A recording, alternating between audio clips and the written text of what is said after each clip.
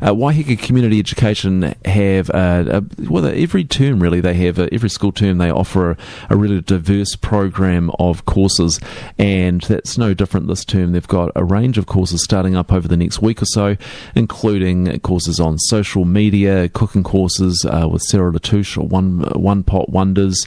They've got their woodwork course, flax weaving, digital photography. There's just a whole range of courses there, and you can check that out on Waiheke ComEd. That's COMMED.co.nz. And one of the courses being offered is a Start Up Your Business course with Pete Russell. And Pete's here in the studio with me. Good morning, Pete. Good morning, Chris. So, Pete, people may know of you as the Ubi guy, Yep. growing organic vegetables in our backyards. That's right. That's right. So people might look at that and go, okay, organic vegetables, gardening, bit of a hippie. What's he know about starting up a business? Right, yeah, well, good question. Well, Ubi is a startup business, and the difference between Ubi and about the 14 previous businesses I've started up is that Ubi is a social enterprise, whereas the previous businesses have all been just private enterprises that I've started. So it's the same principles, though. You've got to be able to make a business work, and you've got to understand the basics that underlie getting an idea and actually getting it to take traction and get to a point where it's a profitable in terms of it can sustain itself. So if you've done it 14 times, yep. Going back to your point about getting it to work 14 times, they obviously didn't all work. No. You've learned from your mistakes. Exactly. The last 5 times, in fact, Ubi's number 15, and the last 5 have worked, and so there's a lot that can be learned by it not working. Yep. Which I've noticed over the years that when you learn a lesson by making mistakes, you really learn the lesson. I haven't repeated those same mistakes, so I'd like to be able to share those tips with people. And so those ideas, I suppose, of self-sustainability that you've advocated through Ubi, those same ideas flow through into starting up a business. Well, I think they're the same. I mean, with a business, you've got to have some basic fundamentals handled. The philosophy behind self-sustainability or community sustainability, in order to be able to perpetuate that, you have to have the business basics handled. Otherwise, it's a great idea. It's that everyone can agree with, or that a lot of people can agree with, but it kind of can be a bit of a flush, and then it breaks down and can't really sustain itself. So I think the first thing, underpinning, you've got to have the right business fundamentals handled, and then you can take a philosophy or an ideology like what we're doing with Ubi and perpetuate that forward.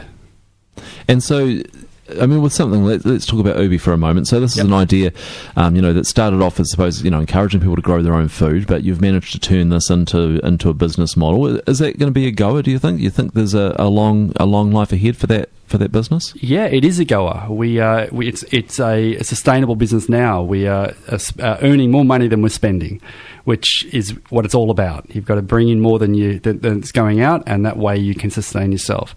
We started Ubi here on the island 3.5 years ago as a social network for food growers, and now we've evolved that into also being a distribution network for local food. So that means that the people who have joined Ubi because they are growing food in their backyards, or because they might have a small holding, we can connect those people with each other so they can talk to each other, and now we can also purchase food from them and distribute that to local households, both here on Waiheke and also in Auckland. Yeah, and I think that probably would surprise some people, wouldn't it? That's something that they might think is kind of a bit of a fringe interest, that you can actually pick that up and run a sustainable business from it. Yeah, as long as you use the right business practices. I think this is a really big challenge. There is a lot of organisations out there at the moment around the world that are working on this challenge, on this task of taking localized micro food products and growers and suppliers and trying to turn that into a sustainable business. But it's not an easy trick to do. It's actually quite difficult. My past has been in supply chain logistics with food, and throughout all the other types of enterprises, I've been able to really bring some disciplines in there that we have been able to crack it. We have been able to make it work with very low cost. It's a very lean startup. We run from a small shipping container, and that those business fundamentals are what has made it possible for us. So you've talked about the 14 businesses before, and the last 5 were successful. So what kind of areas were they in? Were they all in food as well? Not all of them in food. No, the last 3 have been in food. Prior to that, body care, children's books publishing, animation. I've jumped across lots of different industries, and food has been where my attention's been in the last, now it's close to 10 years. Hairdressing salon was one, we've done a lot of different things. But food, I guess, is where it comes back down to the basics of if we can manage our food systems and we can do it at a community level, we can make a huge difference. So that's why I'm in the food game. And the Ubi business, so that's sustaining itself, and is that you're able to do that from Waiheke? I work 1 day a week, sometimes 1 day a fortnight. I'll go into town to meet with the crew, where we have our get together and we look at how things are going and look at ways we can improve. But generally, I work from my home out of Awaroa. It's all online. I'm only actually working 24 hours a week at the moment, and we're able to make it work. Yeah. So what kind of things you've talked a bit about these fundamentals. So what are some of those fundamentals that you're going to run through in your course? Right. Okay. Well, first one is evaluating your idea. That's one thing that I've had a lot of experience with, is coming up with really what I thought are wonderful ideas and really exciting, only to realise actually the market's not ready for that, or the market's not big enough for that, or I don't know how to reach the people that idea will really inspire. Yeah. So there's my idea of having a record shop selling pies and pints of beer as well is not going to run on Waiheke, eh? Oh. Well, I don't know, actually. I think the challenge with business here on Waiheke is the population. You might have a niche in the market that really like what you're doing, but there's just not that many people that can sustain a business. So that's part of the evaluation process, definitely, isn't it? Yeah, definitely. And starting a business here on Waiheke doesn't mean that Waiheke is your only audience too. So it depends on your idea as to whether it will work here on the island. Mm-hmm. The other one is defining your business model. There's a big part of taking an idea, but then figuring out what the right model is. And a business model means what's your revenue model, what's your distribution model, and so defining a business model. Then we have identifying your needed resources. You come up with an idea, but you don't necessarily know straight up what you're actually going to need to make it happen. Pitching for support. You never do. Business is nothing. You don't do business on your own. You might be the owner of the business, but you've got to have support. Business is about people, and so pitching for support and finding the right people to support you. Reaching your first customers, critical. Setting up systems. Yep. At first, you are the systems. But if you're going to make this thing sustain itself, you've got to set systems up so you can remove yourself from being a cog in the wheel, so that you can actually help to grow that business and that it can provide you a lifestyle and a livelihood, and then managing cash flow. Yeah.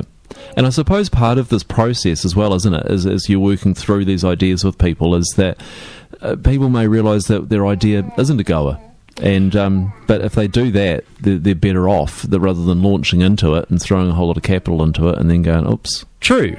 And I think you've got to test your idea too. It's no good at having an idea and then, you've got to put it up against the rigour of critical analysis, and if it gets through that, then you go for it. And then you might not succeed anyway, but that doesn't mean you haven't made progress. I had 10 businesses that I was able to keep going for, 2 and 3 years, but I wasn't able to, in those early days, I wasn't able to get it to sustain itself. But I'm very glad that I did it. I'm so glad that I was able to, have that experience, because those lessons are invaluable. Do you think that passion is important? I recall years ago, a guy I met, this was in the States, and he was from Ireland, and he was going home, and he said, when I get back, I'm going to start up a business. And he said, I'm going to sell automatic garage door openers. He said, no one in Ireland has got an automatic door opener for the garage. Now, he didn't drive a car. He couldn't care less about automatic garage door openers, but his passion was that he wanted to run business. It wasn't what the business was. Now, with something like, say, Ubi, I get a sense it's the other way around, that you started off from a passion for sustainable food, and that's what drove the business idea. What's the mix there? I mean, can someone successfully run a business, be enthusiastic about it, and grow it about something that they don't give a damn about? Some people can, definitely, and I know people who can just sell widgets for the sake of selling widgets. So that's what really, lights their fire. So you got to figure out what sort of person you are. For me, it's passion. For me, it's a love affair. It's an idea, and it's falling in love with an idea, and falling in love with a vision, and then being of service to the vision.